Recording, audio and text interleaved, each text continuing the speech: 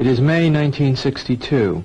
An experiment is being conducted in the Elegant Interaction Laboratory at Yale University. अब आइए दो studies को ऐसे जानते हैं जो वाकई में अनएथिकल थी। साइकोलॉजी में और अदर साइंस फैक्टर्स में हम देखें तो ये साइंस के खिलाफ तो बिल्कुल थी, पर एक्सपेरिमेंट के नाम पे यहाँ कुछ और ही चल रहा था। इस स्टडी का नाम है मिलग्राम ओबीडियंस एक्सपेरिमेंट। स्टैनली मिलग्राम ने याल यूनिवर्सिटी में 1961 में एक ऐसा एक्सपेरिमेंट कंडक्ट किया जो आज भी साइकोलॉजी की दुनिया में सबसे कंट्रोवर्शियल माने जाते हैं। उन्होंने वर्ल्ड वॉर सेकेंड और होलोकॉस्ट के बाद ये सवाल उठाया, क्या आम लोग सिर्फ ऑर्डर्स के चलते क्रूअल बन सकते हैं, यानी कि निर्दयी बन सकते हैं? एक्सपेरिमेंट में पार्टिसिपेंट्स को बताया गया कि वो एक मेमोरी टेस्ट में हिस्सा ले रहे हैं। एक वॉलंटियर टीचर बनता था और दूसरे वॉलंटियर को लर्नर, लेकिन लर्नर असल में एक्टर होता है जो वाकई में एक्टिंग करता है। असल में टीचर को कहा गया कि अगर लर्नर से गलती हो तो उसे शौक देना है और हर गलती के साथ शौक का वोल्टेज बढ़ाते जाना है।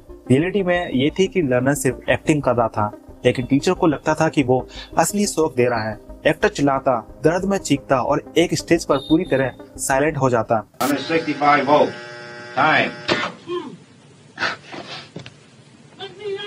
That guy's hollering in there. Continue, please. Go on. Sharp. Axe, needle, stick, blade. Answer, please. Wrong. I'm up to 180 volts. Please continue, teacher. Needle, you're gonna get a shock. 180 volts. Oh. I can't stand the pain. Let me out of Can't here. stand it. I'm not gonna kill that man there. You hear him hollering there? He's As I said dying. before, the shocks may be painful, but Yeah, they're not but he's in dangerous. there hollering. He can't stand it. What if something happens to him? The experiment requires that you continue, teacher. Yeah, but I'm not going to get that man sick in there. I mean, he's hollering in there. You know what I mean? He's Whether the learner likes it or not, we must go on until he's learned all the words I'd here. refuse to take the responsibility of him getting hurt in there. He's in there hollering. It's absolutely essential that you continue, teacher. There's too many left here. And geez, he gets wrong here. There's too many of them left. Who's going to take the responsibility if anything happens to that gentleman? I'm responsible for anything that happens here. Continue, please. You're going to keep giving him, 450 volts every shot now? That's correct. Continue. The next word is white. White, 450 volts. Next one is short.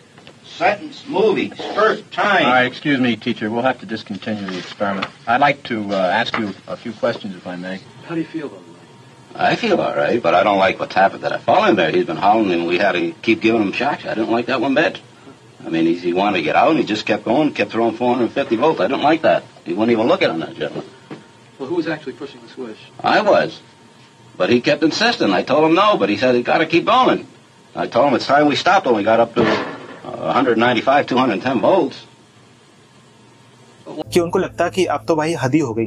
इसके बावजूद 65% participants experiment की authority मानते हुए 450 volt तक shock देते गए, सिर्फ इसलिए कि उन्हें कहा गया था। यह एक्सपेरिमेंट दिखाता है कि कैसे आम लोग अथॉरिटी के दबाव में खुद की एथिकल सेंस को खो सकते हैं। लेकिन एक्सपेरिमेंट के बाद बहुत सारे पार्टिसिपेंट्स गिल्ट, एंजाइटी और इमोशनल ब्रेकडाउन का शिकार हुए। इस कारण मिलग्राम को भी काफी आलोचना का सामना करना पड़ा। उनकी थ्योरीज को क्रिटिसाइज भी किया गया। उनकी केस स्टडीज को, उनके एक्सपेरिमेंट को APA ने, यानी कि अमेरिकन साइकोलॉजिकल एसोसिएशन ने एथिकल इश्यूज पे कंसर्न उठाने की बात भी की गई कि ऐसी स्टडीज इन द फ्यूचर्स कभी नहीं की जाए। ऐसी स्टडीज करने से पहले पार्टिसिपेंट्स को कंसर्न तो दिया जाए कि आखिरकार उसको क्या होने वाला है। मैं समझ सकता हूँ पूरी बात नहीं बताई जा सकती है, पर उसके बारे में डीप ब्रीफिंग बताया कि उसके साथ क्या होने वाला है, क्या एक्सपेरिमेंट है। टेस्ट कुछ और करते कुछ और हैं। पर हालांकि ऐसा आज के टाइम पे ये होता नहीं है। रूल्स एंड रेगुलेशंस काफी सारे चेंजेस हो चुके हैं और ऐसा अनएथिकल स्टडीज आज तक मैंने कभी देखी नहीं है। अगर होती भी है तो आप मुझे कमेंट सेक्शन में जरूर बताना, मैं उसके बारे में जरूर रिसर्च करूंगा और आपके लिए एक न्यू डेडिकेटेड वीडियो भी लेके आऊंगा। चलिए फिर एक और स्टडीज के बारे में हम जानते हैं। इस स्टडी का नाम है स्टैनफोर्ड प्रिजन एक्सपेरिमेंट। 1971 में फिलिप जिम्बार्डो ने स्टैनफोर्ड यूनिवर्सिटी के बेसमेंट को एक नकली जेल में तब्दील किया, यानी कि उसको चेंजेस किया। 24 कॉलेज स्टूडेंट्स को रैंडमली 2 रोल्स में बांटा गया, गार्ड और प्रिजनर। एक्सपेरिमेंट का मकसद था कि ये समझा जाए कि प्रिजन एनवायरनमेंट में रोल प्ले कैसे इंसानी व्यवहार को बदल देता है। शुरुआत में सब नॉर्मल था, बट कुछ ही दिनों में चीजें बेकाबू हो गई। गार्ड्स एब्यूजिव बन गए। उन्होंने प्रिजनर्स को इमोशनली टॉर्चर करना शुरू कर दिया, उन्हें नींद नहीं लेने देते थे, उन्हें साइकोलॉजिकल ह्यूमिलिएशन देते थे। प्रिजनर्स इमोशनली टूटने लगे। कुछ पार्टिसिपेंट ने नर्वस ब्रेकडाउन का सामना किया। एक्सपेरिमेंट को 2 हफ्ते तक चलाना था, लेकिन सिर्फ 6 दिन में ही उसे बंद करना पड़ा।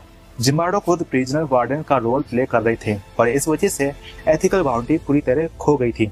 ये एक्सपेरिमेंट साइकोलॉजी में पावर ऑफ रोल्स और सिचुएशनल इन्फ्लुएंस का सबसे गहरा उदाहरण तो देता ही है, लेकिन इसकी मेथोडोलॉजी और एथिक्स आज भी हेटेड डिबेट का विषय है, क्योंकि इस एक्सपेरिमेंट को काफी ज्यादा क्रिटिसाइज भी किया गया कि कैसे आप नोबल पर्सन को एक ह्यूमिलेट कर सकते हो। उन्होंने ये तक नहीं देखा कि इसके बाद उनके साथ क्या क्या हो सकता है। वो सभी के सभी पार्टिसिपेंट गिल्ट, स्ट्रेस और एंजाइटी का शिकार भी हुए और कुछ तो भाई सुसाइड भी अटेम्प्ट करने लगे थे कि भाई अभी हमें नहीं जीना है, पर उनको रोका गया, उनका इलाज भी हुआ, उनका ट्रीटमेंट भी हुआ, पर आज के टाइम पे वो अभी भी वो पर्सन ठीक भी नहीं है। हालांकि देखा जाए तो आज की साइकोलॉजी रिसर्च में हाई रिस्क स्टडीज को कांस्टेंट मॉनिटरिंग की जरूरत होती है और पार्टिसिपेटिंग की सेफ्टी सबसे बड़ी प्रायोरिटी मानी जाती है। तो मुझे कमेंट सेक्शन में जरूर बताना कि भाई आपको इन दोनों स्टडीज में आपको कौन सी स्टडीज अच्छी लगी, कौन सी ज्यादा स्टडीज कंट्रोवर्शियल थी और कौन सी स्टडीज को करने से क्यों उसके ऊपर कंसर्न उठे। और मुझे और डिटेल्स में जरूर बताना कि आपको और कौन सी अनएथिकल स्टडीज जानना चाहते हो। और हाँ, मैं साइकोलॉजी के कुछ ऐसे यूनिक फैक्टर, यूनिक टॉपिक्स लेके जरूर आऊंगा। हालांकि मैं एक न्यू सीरीज शुरुआत करने वाला हूं जिसमें मैं एक नए टॉपिक्स जरूर छेड़ूंगा, पर साथ में वो उसके गैप पे गैप यानी कि एक पॉलिटिशियन, एक साइकोलॉजिकल, मैं थोड़ा कंट्रोवर्शियल टॉपिक जरूर लेके आऊंगा, जिसके बारे में आप मेरे साथ बने रहिए। नमस्ते दोस्तों।